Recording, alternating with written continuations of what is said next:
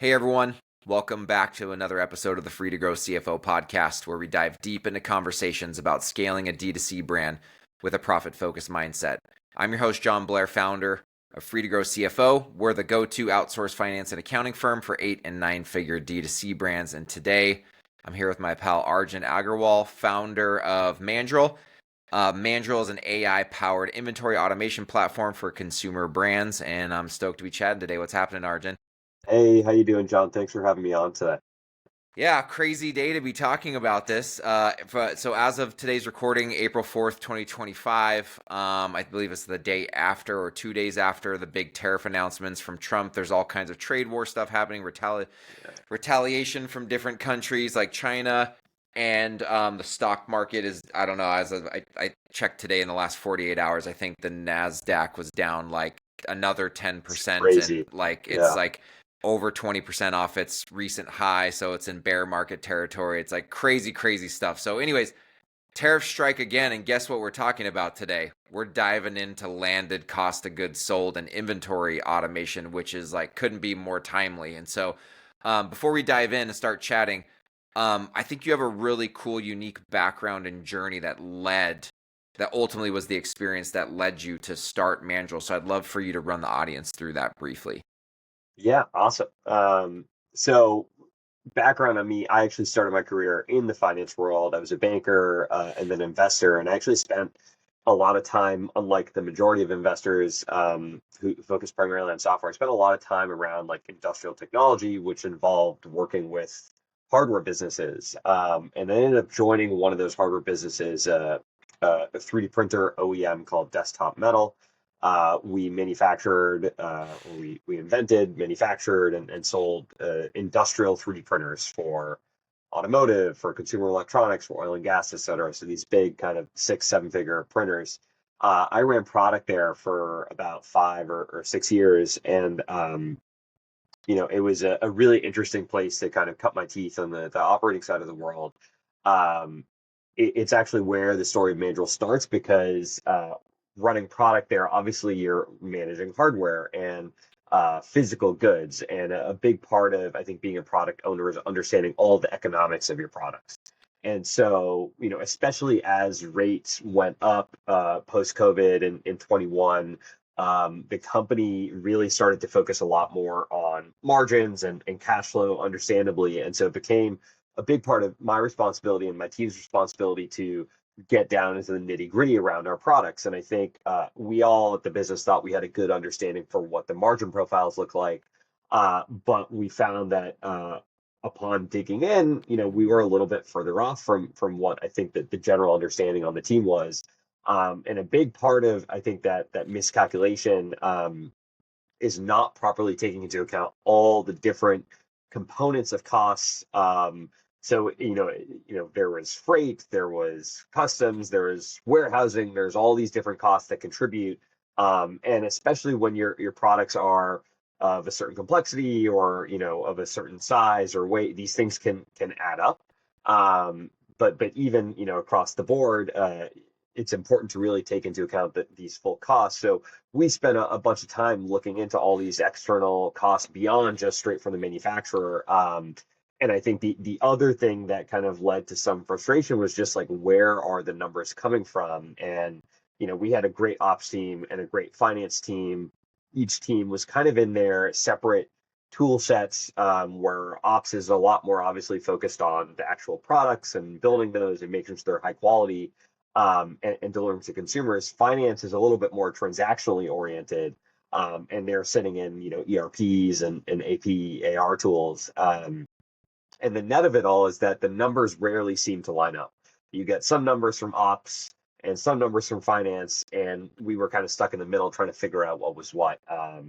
And so all of that, in combination with just trying to generally understand where was our inventory, not just quantities, but dollar amounts. How much cash did the company have committed, whether it was on the balance sheet or off the balance sheet, and all these things and the challenges with doing that, and the data adventures that me and my team had to go through to kind of wrestle this all together, ultimately was the inspiration for what we're building now at Mandrel.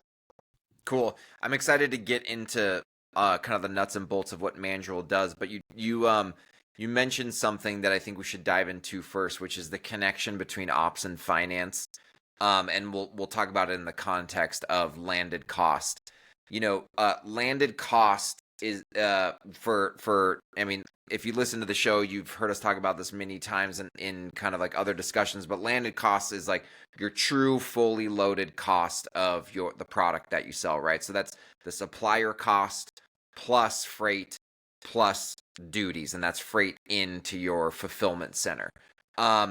We see, as we've talked about a lot on the show, issues with varying incorrect ways of accounting for landed cost.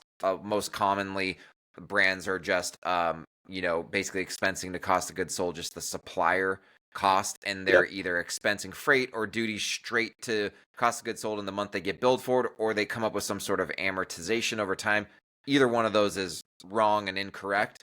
But what is the challenge? What I see time and time again, and what you just mentioned, and I want to dive into, is that finance alone does not manage all the data, right, to ultimately calculate landed costs, and not just calculate landed costs at any point in time, but at the right time, right? And all throughout the process. And so talk me through a little bit about like the way that you view the challenge and the interdependence between finance and ops on like accurately tracking landed costs all the way through the purchasing and life cycle.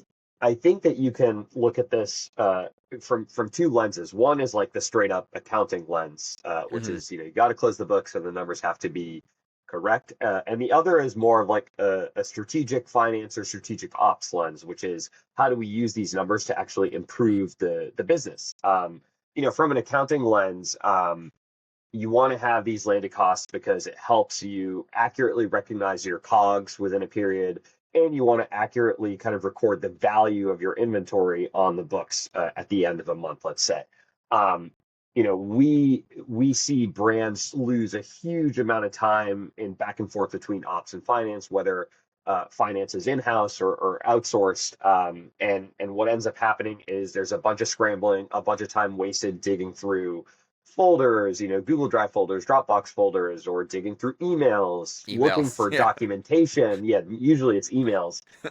Looking for documentation just on like what has shipped, what has been received, what has been invoiced, and matching all three of these up. And it's more than just, your three-way match. If I want to make sure I paid for what I actually got, I need to understand what has been received and what hasn't been received and how that compares to what the invoices are so that we can appropriately account for it.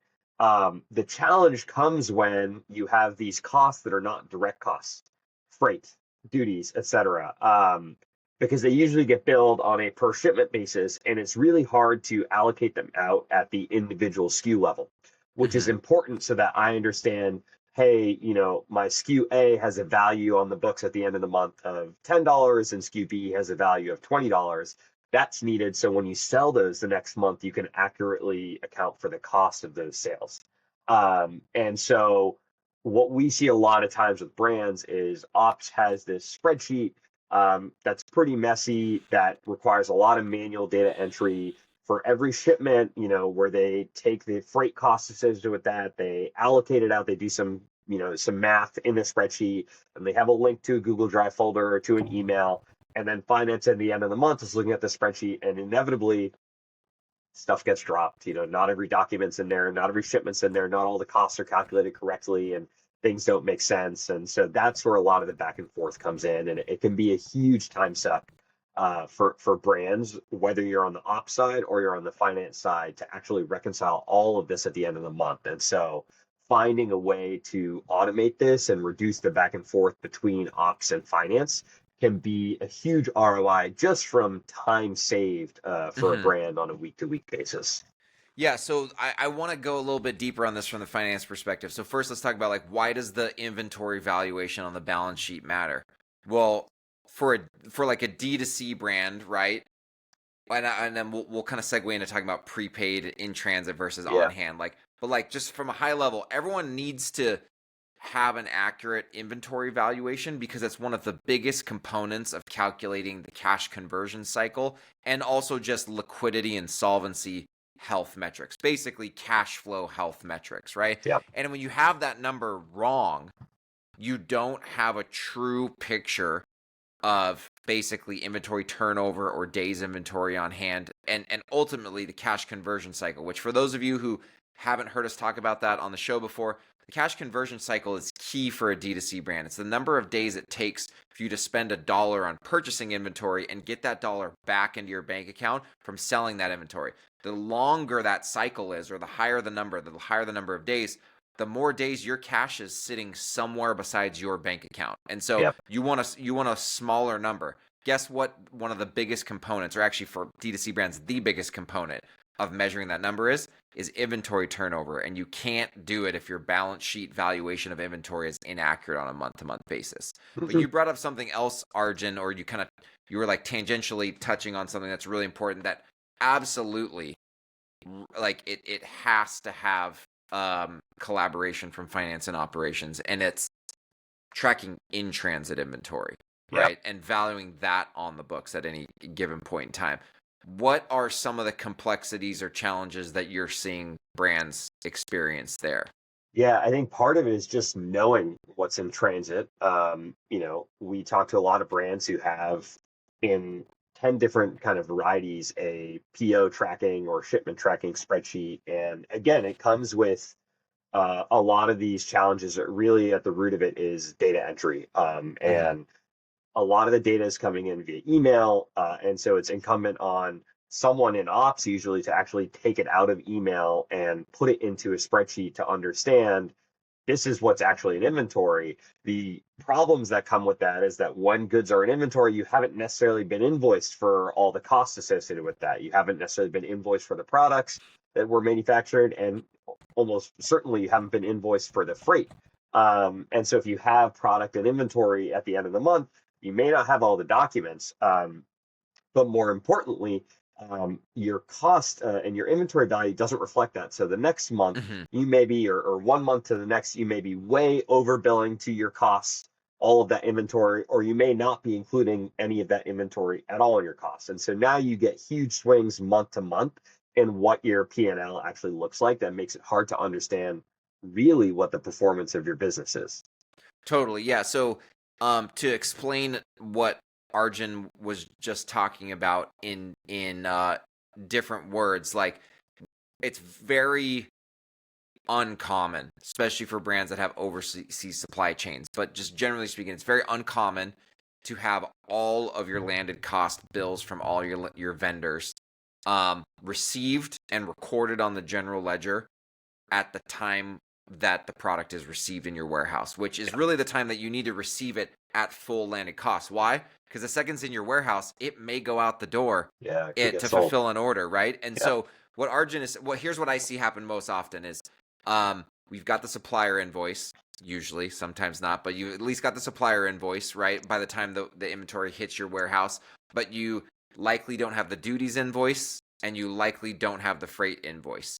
And so if you only receive the inventory on the day that it arrives at your warehouse at supplier cost, whether you're using average costing or LIFO or FIFO, it's going to actually incorrectly calculate that layer of inventory until you introduce the landed costs components, in this case freight and duties, into the actual SKU cost. And so you actually have to, that's where accruals come into play from an accounting standpoint, which we've talked about on the show. Is like that's where your accountant, but again, you have to work with operational data, because where do you go to get estimates for landed costs, right, and duties?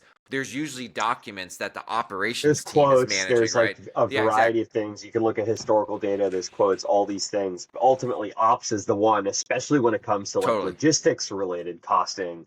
Ops is where, is the source of that data. Totally, yeah, right. Like, let's say the controller is the one recording bills. The controller's not getting freight quotes. I mean, there's some companies that happens in, but that's not common, right? So, like, someone on the ops team went and got a quote for that freight move.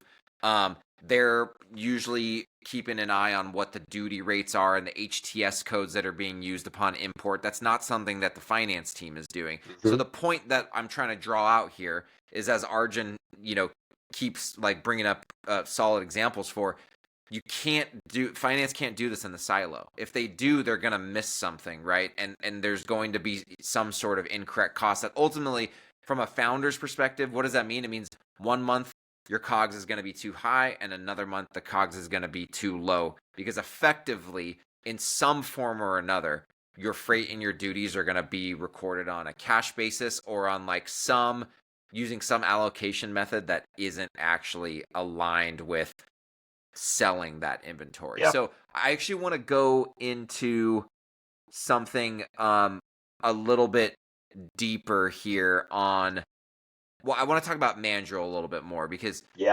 Mandrel is a tool that, so oftentimes when brands are struggling with this, right, managing their landed costs, generally speaking, it's like ERP. ERP is probably the acronym that comes up more frequently. I think some people know what an IMS is. Some people confuse it with an ERP. Before we get into like Mandrel and inventory automation, like, let's talk really quick about ERP and IMS. Like, what are those two things and how are they different? Yeah, everyone has a different perspective on this. I'll share mine. For sure. And I guess I'll share mine after. Agree to disagree. I kind of view IMS as a subset of ERP, really. The difference between the two being that an IMS doesn't always have a general ledger component to it, but an ERP usually does. The primary functions of those tools, both an IMS and an ERP in the context of working with brands, is to help you track your inventory and get all of the costs associated with your inventory into the right place at the right time, and record all the revenue associated with selling that inventory in the right place at the right time. If you have an ERP, it's also recording to your accounting statements. Where an IMS, maybe it's not doing that. Maybe it's plugging into a QuickBooks or similar. I think these tools have a lot of functionality. A lot of people that end up adopting these tools don't make use of like over 50% of actually what the tools offer. But aside from that, I think that one of the big challenges with these tools, especially as brands are trying to stay lean and grow, while being efficient, is the amount of admin that is required both in the initial implementation and on an ongoing basis. There's a huge amount of data entry, data upkeep, and data admin required to take advantage of these tools. But that's kind of my perspective on ERP, IMS, what they do. They do their job. They do a good job. It just requires a lot of investment and time from a brand to actually benefit from them. For sure. Yeah. So like, in a nutshell, the way that I've heard ERP pitched a lot of times is like, ERP is a quote fully integrated kind of closed loop system that includes GL, IMS, WMS oftentimes, which is warehouse management system, HR and time tracking, and CRM. And like Arjun is saying, if you go through all that, like that's a lot. What I see used most frequently is some part of the IMS, not even the full IMS, right? And then the GL, maybe some WMS, but rarely do I see a company using all of them, right? And so those are made more. I was listening to a limited supply podcast a number of months ago, and they were interviewing the founder and CEO of Fulfill.io, which is a e-com focused ERP system.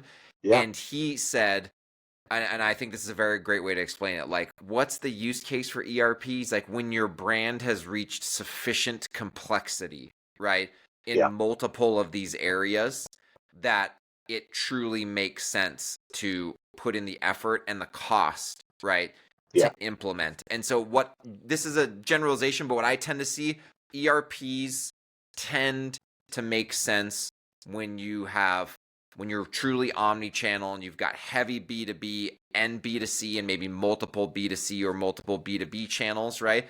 And you're doing more complicated inventory management that includes some form of manufacturing transformation, right? I call that complex manufacturing, not assembly and kitting. Like, you're maybe taking metal and machining it. Yeah, exactly. So you have like, And so when we have complex manufacturing, multiple sales channels, and a solid mix of B2B and B2C, right? And you run your own warehouse, maybe you've reached sufficient complexity for ERP, right? On the IMS side, like Arjun said, IMS is a module within ERP, but they can stand alone as well, right? And have no integration to GLs. Some of them have like third-party integrations to QuickBooks and other GLs.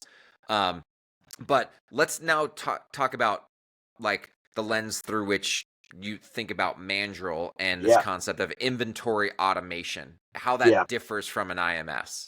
Yeah, so I think as I kind of alluded to earlier, our view on where the existing set of software tools fall short is that they require a lot of investment from the users, from the brands. In many ways, they're not really that different from a well built out spreadsheet, where you have to enter in all the data into that spreadsheet, and then the spreadsheet does all the calculations for you across 50 different tabs or 5 different worksheets.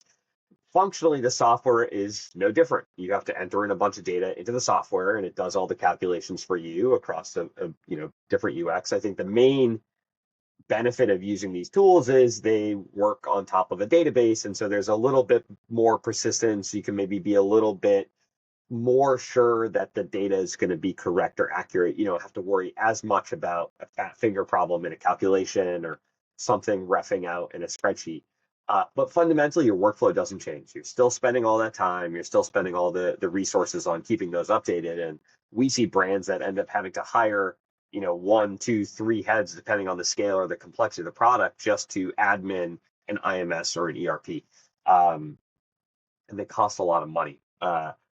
Our view is that the main problem to solve for here is not like a UX or a UI necessarily. It's really that time element where there's so much manual work required, whether it's entering in data or changing statuses. Something like receiving a shipment in your ERP system, that's something that you have to actively do. And so where we see kind of a new opportunity to build is to build with automation. That's kind of what we're putting Mandrel into, is a bucket we're calling inventory automation, where really the goal is to take your existing set of inventory workflows. That is everything from creating and managing POs, looking at the inbound shipment tracking, costing all of your inventory as it comes into the warehouse, tracking it in and out of the warehouse, and then calculating the COGS and your inventory values on the back end for accounting. All of these different workflows are things that you may be doing in an IMS and or spreadsheets. Usually we see a combination of these things. We want to take those workflows and one by one, we want to automate them using a combination of AI, straight up kind of software automation and third-party data that we're bringing into the fold as well.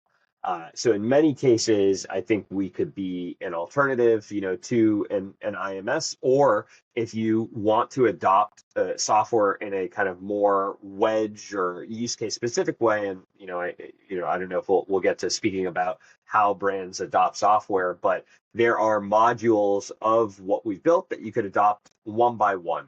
So you could think about it as replacing your spreadsheets one at a time, your costing spreadsheet, your item, PLM spreadsheet, your inventory tracking spreadsheet, your PO management spreadsheets. You could adopt any of these, and Mandrel could easily take off the, 2-3 hours a week that you spend updating each of those spreadsheets independently or collectively as a system.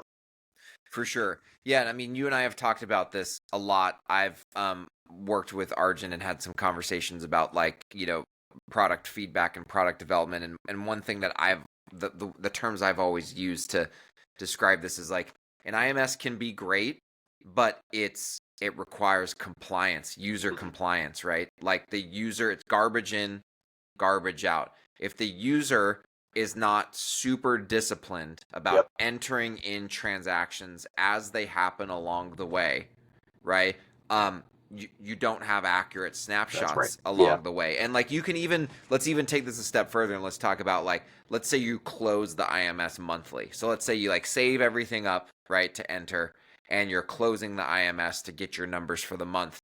Well, if you pull a snapshot at any point in time throughout the month of how much do I have in transit? What's my current landed cost? Hmm. The other data that the IMS tracks, you can't because you have not been complying with the system. So Throughout the month. like if Yeah. you think about something like, let's say mid-month, you need to cut a PO, right?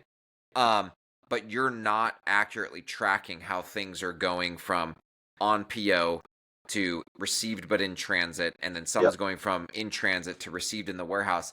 If you're not tracking that as a user the whole way through, you the IMS won't even calculate your inventory requirements Yep. properly, right? And Yep. so what Arjun is building here at Mandrel is something that captures these inputs, right, in a more automated way and Yeah. tracks the movement of these transactions and the changing of status, trying to create this transactional table or tables, if you will, automatically through reading documents and third-party data, which we can talk about a little bit more, but so that you Yeah. have this real-time feed, right, of the movement and costing of your inventory, amongst other things, but with minimal human Human. intervention. And it's not completely and 100% reliant on Yeah. user data entry compliance. I don't know if it's a unique insight or what, but fundamentally what we realize is all of this data sits in kind of about your inventory movement sits in one of two locations. For the outbound side, it's usually exists in a third party platform, whether it's a warehouse management system that a 3PL is sitting on top of, or it's your commerce platform, or EDI if you're selling, wholesale. You can usually grab like, has this item, what items have been ordered and what items have been shipped from those platforms. The inbound side is a much bigger mess. Yeah. Brands use various freight forwarders. Sometimes they're using a bunch. They have 10 different suppliers, whether it's for raw materials or finished goods. It's all over the place. And what we found is that the place where all the data ultimately ends up in some way, shape, or form is in email. And Yeah. so we sit on your inbox. You can, forward emails to us, or we have an email integration that is kind of scope limited to the vendors that you put into our system. And we'll look at your documents coming in and your documents going out and use those to assemble, as Jon kind of said, a real-time, up-to-date ledger of everything that's happening to your inventory, not just how it's moving from place to place, but also how costs and invoices are coming into the equation so that we can understand the value of your inventory in every state that it's in. Yeah. And I should So add at the SKU level, which is for really sure. important as well. Totally. Yeah. So, like, for listeners to kind of visualize this, think about a software platform that's grabbing from whatever email inbox or inboxes in your business are managing the workflows of the movement, ordering and movement of Yep. inventory, right? It's going in, it's identifying those documents, POs, bills of lading, packing lists, commercial invoices, right? Receipt Entry notices. summaries, whatever. Yeah. Like, all I'm just Everything. like listing a few that come to mind, and it's going and it's saying, hey, this constitutes a movement or of a piece of inventory, and it's relating it to the other documents and saying, we're calculating that this is the landed cost at this point, right? Or the estimated landed cost at this point. And it's moving your using this document recognition, it's building your landed cost and moving those SKUs through transactionally through the system and telling you where, effectively what stage it's in. Now, additionally, there's other integrations, like if you're, in the e-com world, it can be connected to your Shopify or Yep. to your 3PL. So it's Yep. also tracking orders and outbounds. When Arjun says documents and third-party data, this is what we're talking about. It's like connecting to the different systems that That you have use. your warehouse transactions outbound or inbound, but it's usually outbound, and inbound using this document flow, right, which is extracting from emails to effectively put this inbound Yeah. inventory ledger into place. It's pretty magical. We have customers, where they plug in their emails and all of a sudden they come in without doing anything and they see their, purchase orders and invoices. We extract all the document level data, vendor information, payment terms, delivery and shipment information, all the dates that are involved. And then we get down to the line item level, and we're extracting all that data as well on every SKU, quantities, lot codes, unit costs, etc.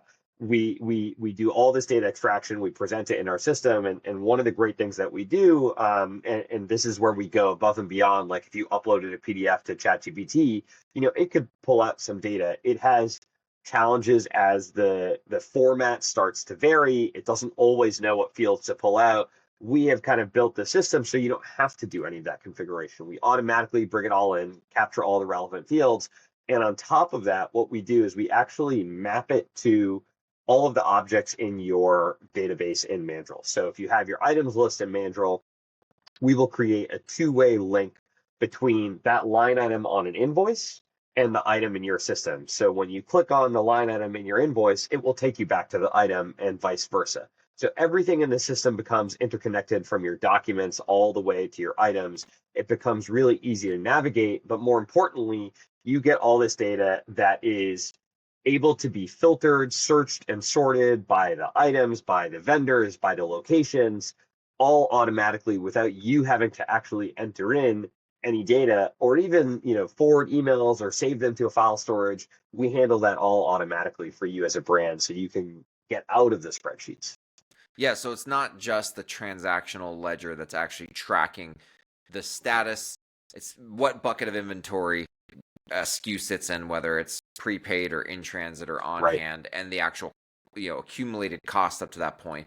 But it's also, because it's capturing and relating all of these data points together across tables, you can also kind of run your own reporting on whatever view it is that you need to see, because you're building all these relationships that otherwise, a perfect example that I see oftentimes is like, if someone wants to look up, like, say, the actual transit time for like a given SKU or on the last shipment or the production lead time, like, you guys are building all these connections that ultimately are going to be able to calculate what those metrics look like, the time between PO and shipment, the time between shipment and arriving at the warehouse. Like, there's just going to be a lot of rich, reporting that people are going to be able to grab from this.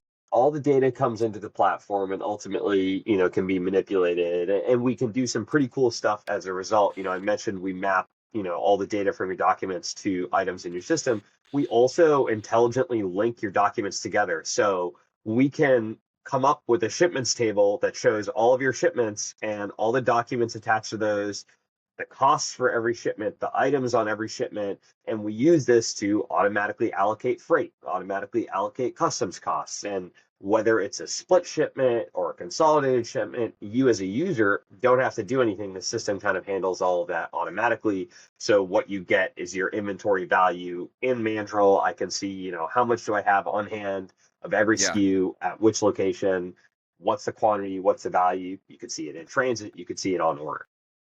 Yeah, see, it's interesting because, like, the root problem, like, what's the reason why this inbound tracking is so hard? In my opinion, it's because the freight forwarding, one of the drivers is that the freight forwarding industry is so fragmented. Everything is subbed out. So, like, depending on, like, when I used to run supply chain for Guardian Bikes, depending on the freight forwarder that we use. And look, sometimes we got forced to use a freight forwarder. Like, we don't want to use those guys, but they're available, and our go-to is not available. And guess what?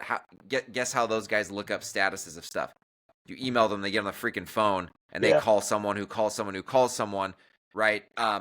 And so, like, Flexport is trying to solve that problem by, like, they're realizing they have to just, like, own the whole logistics chain, right? Yeah. And so that is a solution, right? It's super capital intensive, and they have to have basically ownership over ships and trucking and trains and all this kind of stuff, and they can feed all that data in their platform.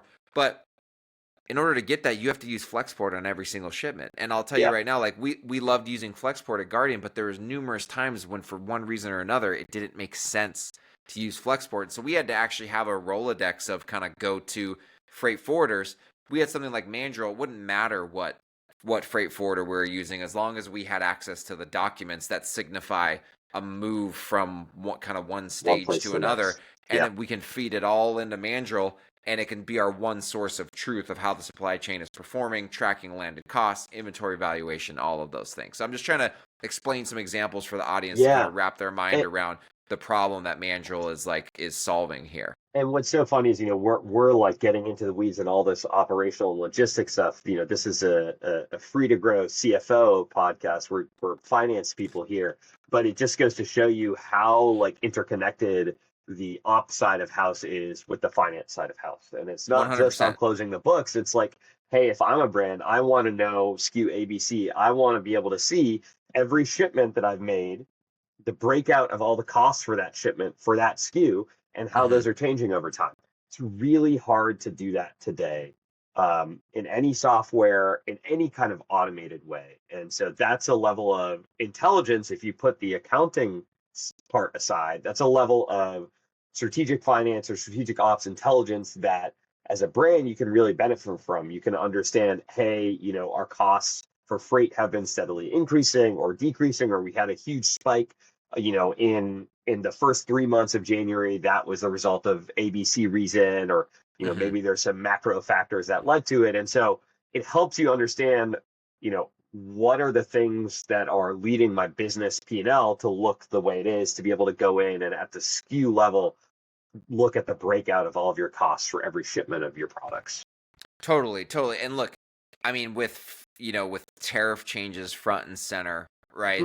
Like tracking the real-time changes in your product costs and the movement of your inventory has never been more important. And I would even stand like, yes, tariffs are this big kind of black swan event right now, affecting landed costs. But in the e-com world, freight spot rates, supply chain delays, like that stuff is changing all of the time, right? And so having the ability, having this intelligence, this stream of transactional intelligence and reporting capabilities that you're talking about is super important to being nimble, let alone to nailing your accounting. So look, before we land the plane here, if there's one thing that you want brand founders listening to this podcast to take away from like what Mandrel is doing and how you're changing the face of managing supply chain and finance, what is it? I would say, look, the reason to use us is to get back a lot of time that you're, wasting, maybe not the right word, but that you're spending on entering data into your operational tools, whether it's spreadsheets or IMSs or equivalent. We can kind of be a standalone solution that saves you that time, gets you to understand not just your costs, but where your inventory is, for every SKU, without you having to really do any manual data entry. And so that is potentially, if you're submitting 5 to 10 POs a month, if not more, across 1 to 2 people, that's potentially, 10, 20 hours a month, and tens of thousands of dollars of ROI up for the grabs that Mandrel can come in and save all that time for you, so you can get back to actually growing the business, but you still get to understand all of the, the costs and the quantities and the locations of your inventory. That's massive. That's super massive. Where can people find more information about you and Mandrel if they're interested in learning more about that? Yeah, you can come check out our website. It's mandrel.tech, or check us out on LinkedIn, or feel free to kind of shoot me a note on LinkedIn as well. Happy to reach out any of those ways. We'd love to chat with brands, learn more about how we can help you, especially kind of today, 2 days after a big shock to the system. I think understanding costs and being able to track kind of inventory in a more audited way is more important than ever. So before we land the plane, I always like to ask a personal question at the end of every episode. So what's a little known fact about Arjun that people might find shocking or surprising? Oh man, a little known fact. This may or may not be embarrassing, and may lead to some folks looking up at YouTube. But I actually was on a dance team in college, and so that's where I got all the moves that I show off on weddings, which I've got one coming up this weekend. But that's a little known fact. I was on a dance team in college, and it was a good coming out experience to like find myself and have a lot of fun. And I had a great time learning that. And that's the thing that a lot of finance people don't necessarily have. So I'm proud of being Yeah. able to say I was on a dance team. Dude, I love that. People sometimes when I ask that question will turn it back around on me, and I've got some possibly embarrassing videos on YouTube you can find as well. I was in a thrash metal band that got signed to a record label right out of college with a bunch of business school dudes, and that toured. And yeah, you can find some videos of me playing thrash metal on YouTube if you search hard enough. But hey, those kinds of things are important, man. Yeah. Life is not just about business. Business is a part of life, and it's important to have those kinds of things, you know? Yeah, of course. But man, thanks for chatting. I think what you guys are doing at Mandrel is super awesome. If any of this stuff piqued your interest, anybody, like definitely reach out to Arjun, check out Mandrel, get a demo. When you see it yourself, the concepts we talked about here become much more tangible and really brought to life. And look, don't forget, if you want more helpful tips on scaling a profit-focused D2C brand, consider following me, Jon Blair, on LinkedIn. And if you're interested in learning more about how Free to Grow can help your brand increase profit and cash flow as you scale, check us out at freetogrowcfo.com. And until next time, scale on. Thanks, Arjun. Awesome. Thanks, John.